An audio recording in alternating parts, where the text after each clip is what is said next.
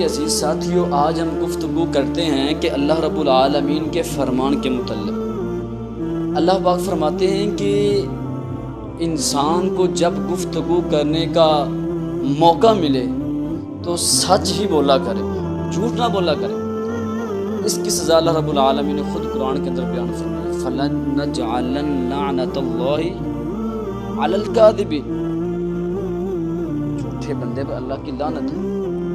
فَنَجْعَلْ لَعْنَةَ اللَّهِ عَلَى الْكَاذِبِينَ، جب گفتگو کرتا ہے تو جھوٹ بولتا ہے تو اس پر اللہ کی لعنت۔ تو عزیز دوستو، فرمان مصطفیٰ صلی اللہ علیہ وسلم کیا ہے؟ اللہ کا نبی فرماتے ہیں کہ جب بندہ گفتگو کرتا ہے، اگر دو فریق آپس کے اندر جدا ہیں تو ان کو جمع کرنے کے لیے جب بات کی جاتی ہے تو وہ جھوٹ بولتا ہے، اس کے اندر اس کو سزا نہیں ملے گی، وہ ان کی صلح کروا رہا ہے۔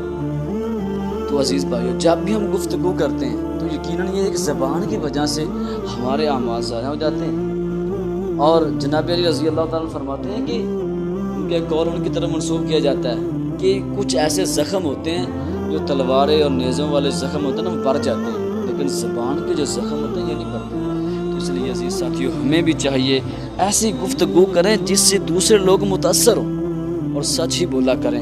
تو جس طرح دوسری حدیث کے اندر روایت ہے